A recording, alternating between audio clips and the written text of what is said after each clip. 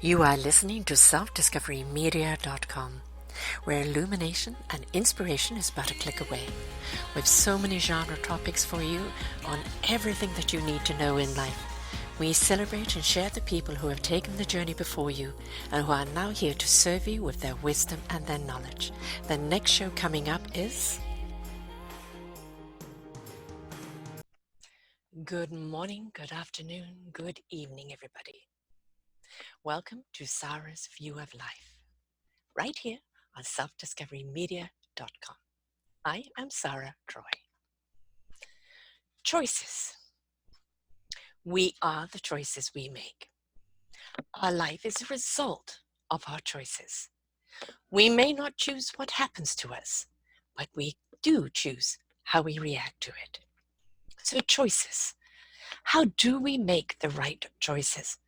How do we step out of the knee-jerk reaction, the retaliation, the lashing out, the wanting to respond to defend or attack? And how do we make a choice in the moment that's going to serve all of us without there being negative repercussions? Well, that's a big answer, isn't it? Whew, I'd rather say big question. Well, I think there's multiple answers. Number one, when something happens to you and you can catch your breath, do. Deep breath in. Hold it.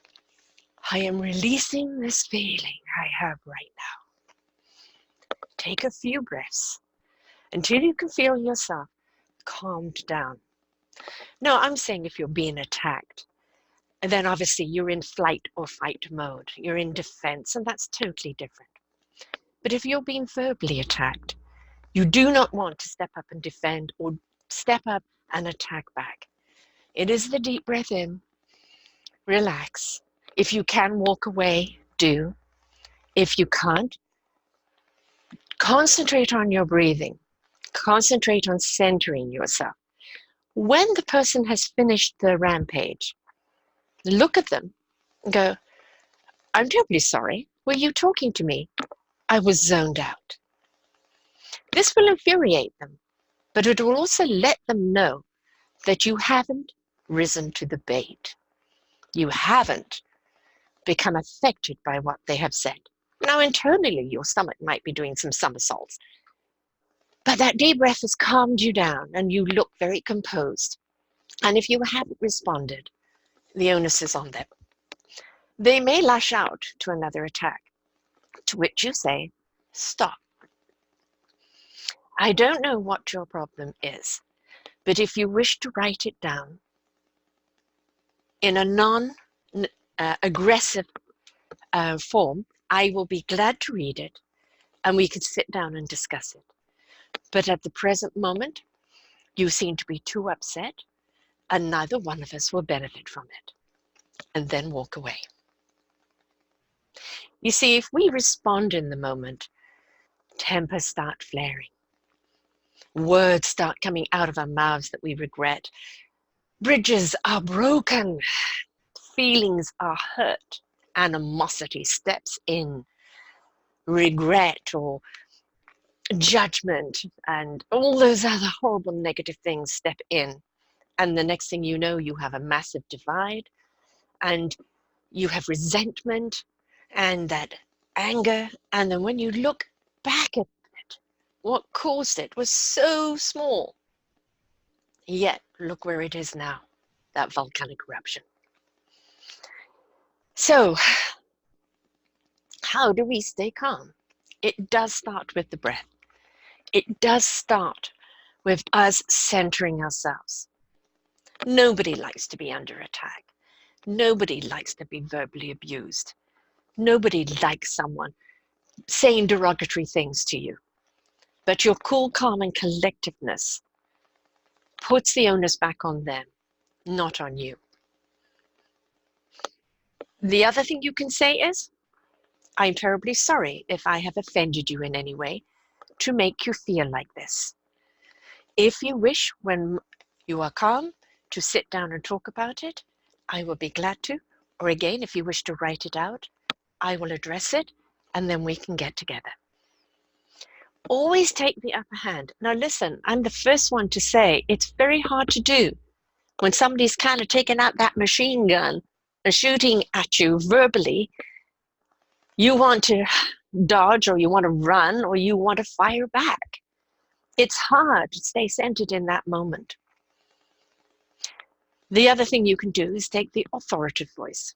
Excuse me, I am not going to do this with you right now.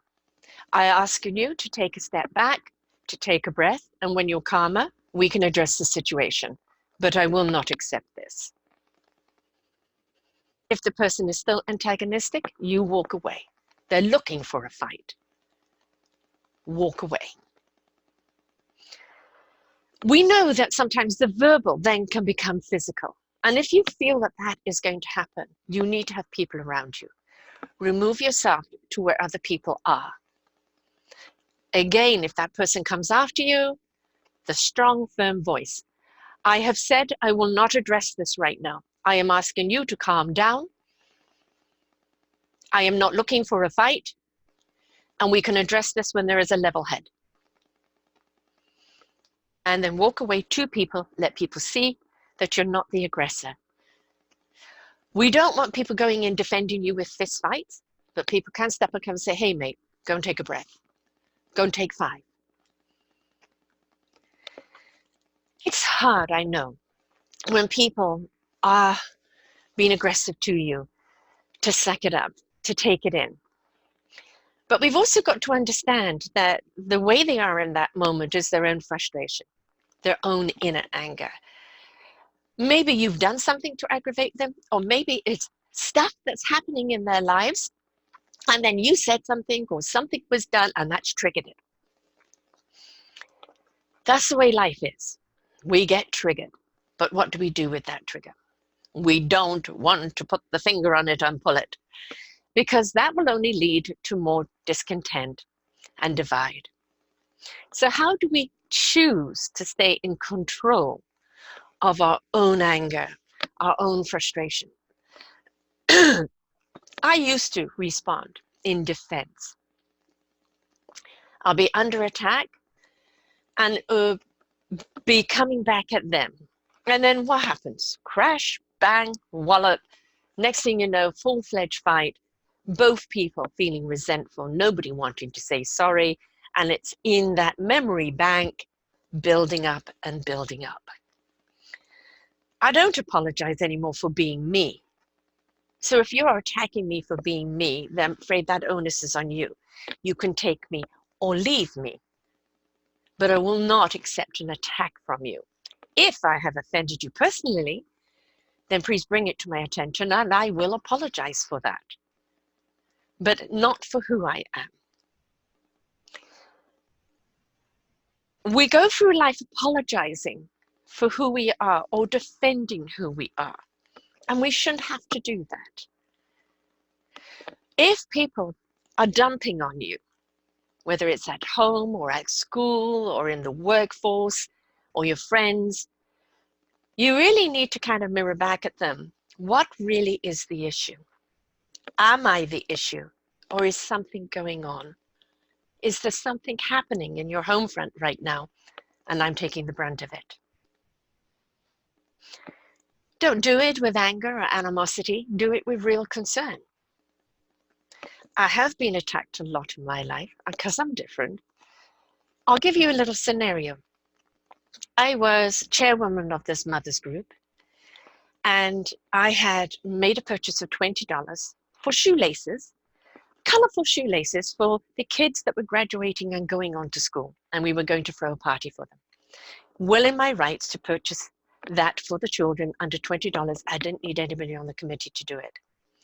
A woman stood up and said, "Where do you get off?" and just laid one into me.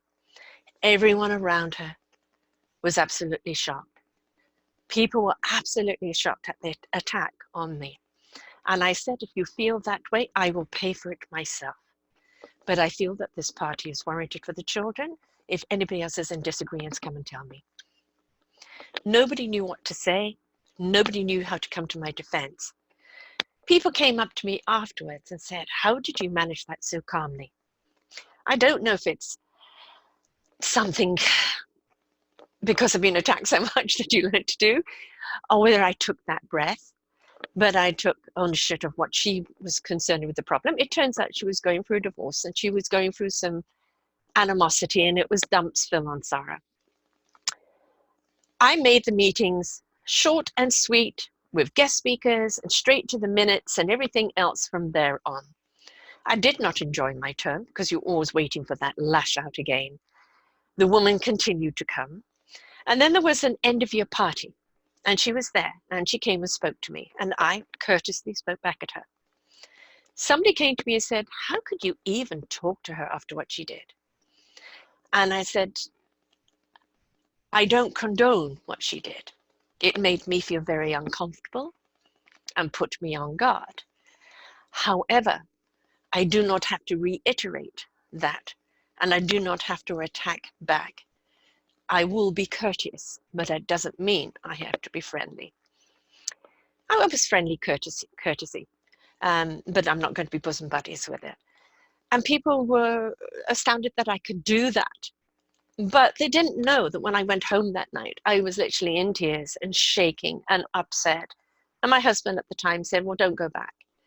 And I said, if I don't go back, she's won and I look the coward. So I went back. I don't know if I handled it right or not. I handled it the way I could.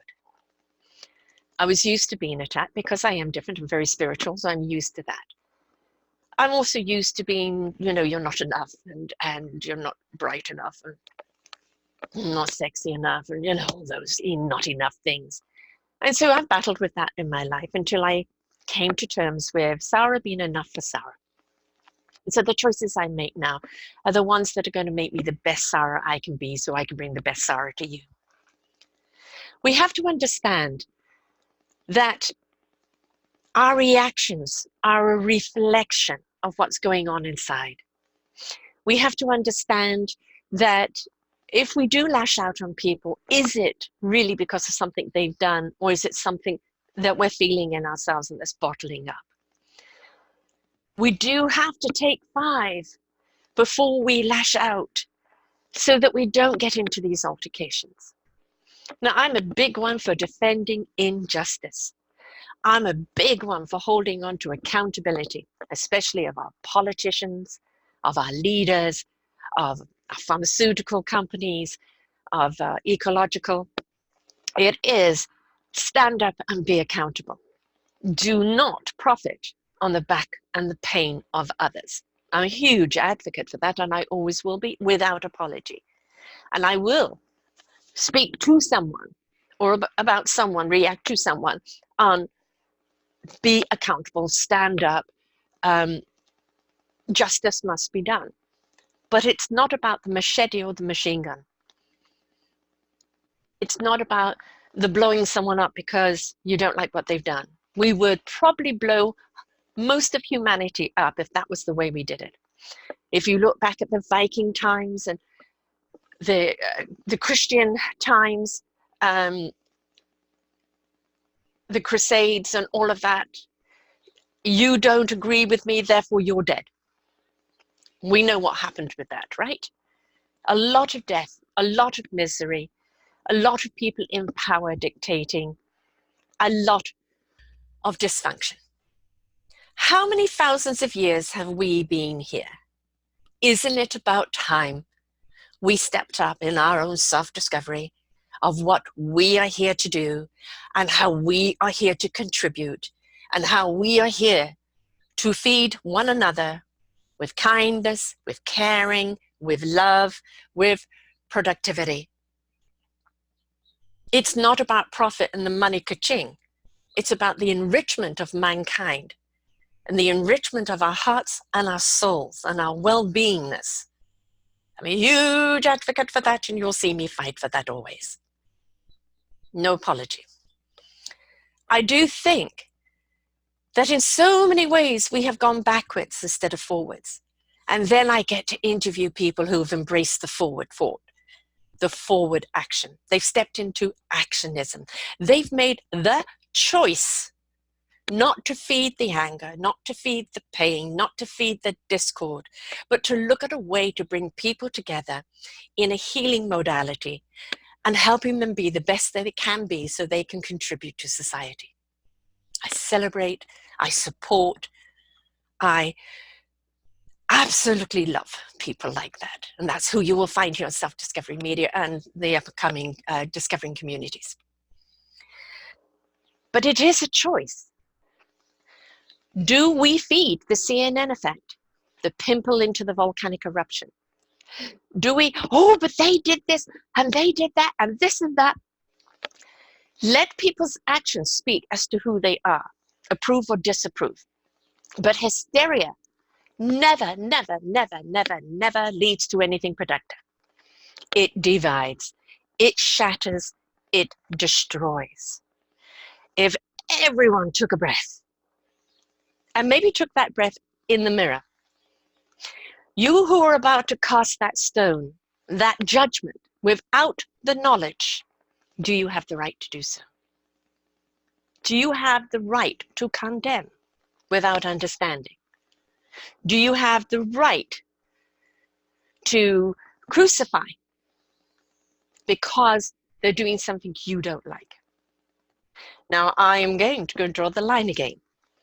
Child trafficking, profiting on the back of human life or animal life, rape and pillaging our planet, children at the border,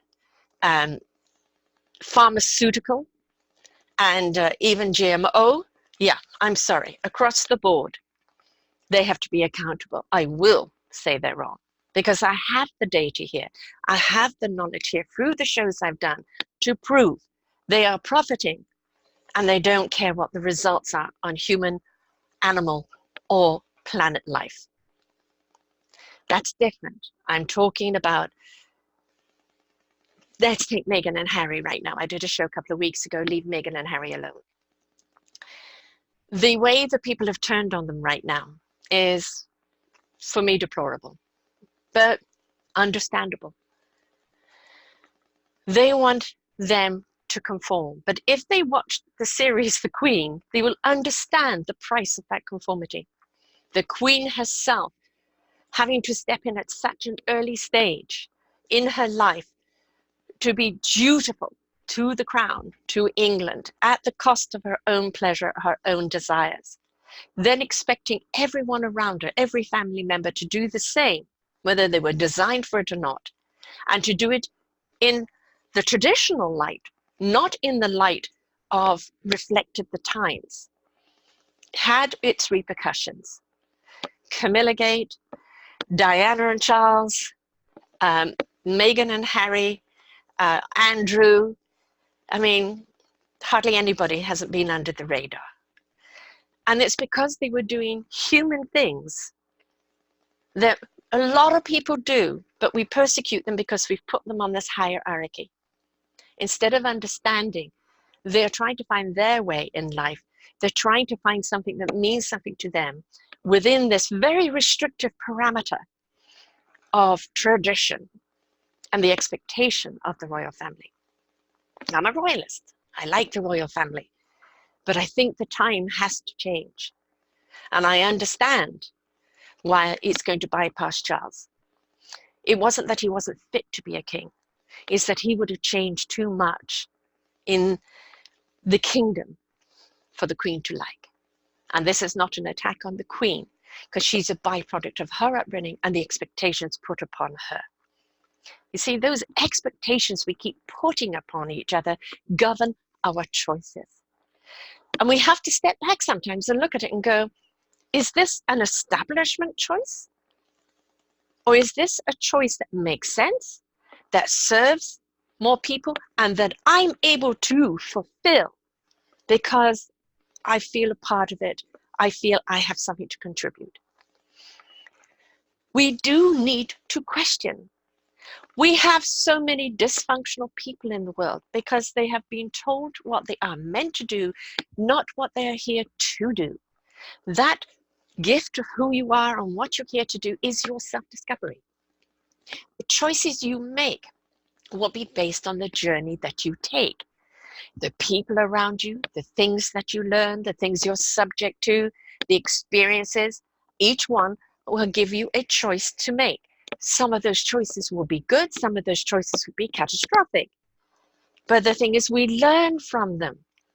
We choose to learn from them so that we can move forward and become that person we were meant to be in our meaningful purpose, so we can contribute to humanity, to society as a whole, coming from a purpose and a place in our hearts, from our gift of who we are.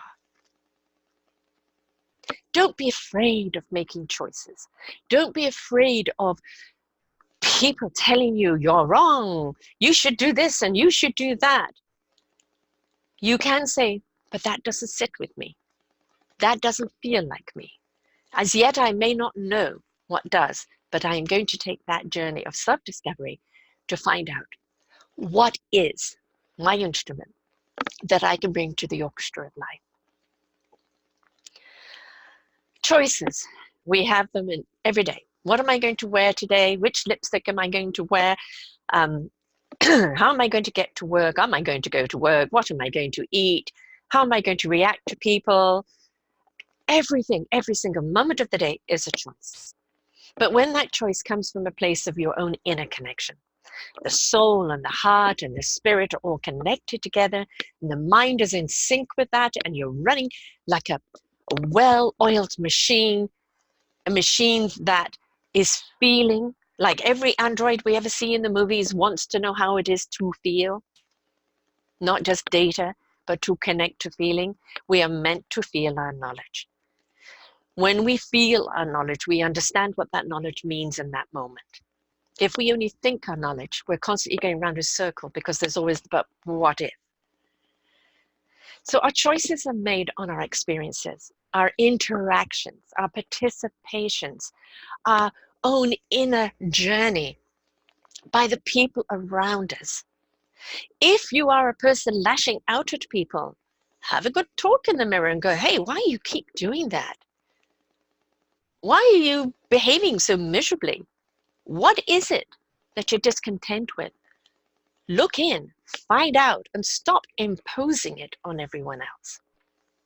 If you're a person that's being the victim and taking the lashings out, what is it about your vibration that is inviting people to kick you, to belittle you, to knock you down? Again, a nice talk with yourself in the mirror, because it's very hard to fool yourself when you're looking at yourself eyeball to eyeball. Why am I being such a victim? Where's the pain? Where's the hurt? How can I heal it? We've all got some healing to do. You see, we've got to understand it's not just what happens to us in this life. It's the past lives of our DNA. It's also the ancestral DNA. We are made up of many, many, many, many other ancestral DNAs. And each one of them is an ingredient in our pie. We're not just fruit. We've got all sorts of other ingredients in there. And sometimes those ingredients conflict. And when we understand that, we can deal with it. We can face it. We can come to terms with it, or we can overcome it, or we can change it. There's that willingness to know, to explore, to understand, to open up our minds, to listen to our hearts and our souls and our spirits. To be whole is to allow the whole of you to speak to you in unison so that you can find your equilibrium, your balance, your harmony. So choice. What are you going to choose? We're still early in 2020 here. Not a New Year's resolution, but a promise to yourself. What are you going to choose this year for yourself that you're going to change? Are you going to change the way you react to people who are negative towards you? Are you going to change the way you're negative towards other people? Are you going to change in the way and go, I really don't like where I'm at, so I am going to discover where I want to go? Are you going to change in the opinion of yourself? and put more importance upon yourself, not self-importance, that's ego-driven, but importance upon yourself, your whole well-being, mind, body, soul, heart, spirit? Are you going to change the way you treat other people? Are you going to bring more kindness into your life, towards yourself, towards other people? Are you going to be more of a contributor? Are you going to be somebody who's going to step out of your comfort zone and put yourself out there to learn something new, to discover something more about yourself by being proactive and doing something somewhere else? Life is all about choice. You can choose positive living. You can choose negative living. You can choose to react. You can choose to take a deep breath. You can choose how you react back. You can choose how you respond. You know, going into the office and saying, look, folks, I'm going through something right now, or I've had a bad day, or I didn't sleep last night. If I'm snappy today, please forgive me. Remind me I'm being snappy. Be upfront. You're human. You have good days and bad days. Maybe somebody can just come and give you that hug you need. Or maybe you just need to be left alone and you've warned them. The point is, interact, communicate.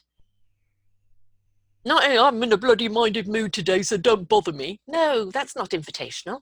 That is like, I'm not in a good space today, folks. All my energy is just going to be on my work. Forgive me if I'm not interactive today. And people understand that. Or I, go into the office and say, folks, I desperately need a hug. Can somebody give me a hug? And that hug, you have no idea how much energy you gain from that and how it makes you feel and how it can carry you on. It's the same of giving someone a hug. All that wonderful energy that's exchanged, how it makes someone heal and just uplift themselves and be able to get through their day. Everything is a choice. Choosing not to do something is a choice. So, choosing to be angry or choosing not. Choosing to respond to anger or choosing not to. Choosing to change your life if you're unhappy or choosing to stay where you are. Choosing to be kind or to be kindless. Choosing to discover what else is out there for you or choosing to stay where you are whether you're happy or not. Choosing to be a part of the equation that helps humanity grow, expand in a positive, loving way, or choosing to sit back and letting everyone else do it. The choice is yours. We all have a choice. What's yours? I'm not going to say your choices will be perfect every time. They're a learning curve. You will make some choices that you look back on and go, oh my God, why did I do that? Well, you did it based on the information you had at the time. The more information we have, the more in tune we are with self, the more we understand who we are, why we are, and what we are here for, the better choices we will make. But you're going to have some trip-ups along the way. Don't beat yourself up. Own them, apologize if you need to, and grow from them, please. We don't want any more knee-jerk or retaliation or machetes or machine guns. What we want is some kindness, self-love, self-kindness, self-caring, so that you know how to give that kind, loving caringness to everyone else. The choice is yours. And believe me, the courage and the strength it takes to step up and say, I don't like my life, or maybe don't even like who I am right now. I don't like where I'm at, and I am willing to change it. I'm willing to go on a journey to discover something better that makes me feel more fulfilled and that is more contributing to the world.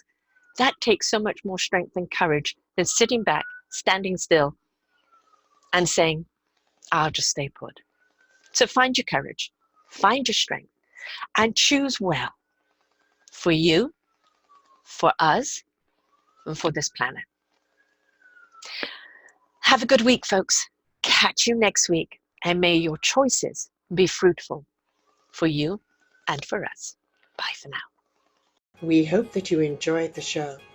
To find many more shows of inspiration, please go to selfdiscoverymedia.com podcasts, and you will see an array of shows to choose from. please do visit our www.discoveringcommunities.org and see what else that we have in store for you. Do enjoy our next show.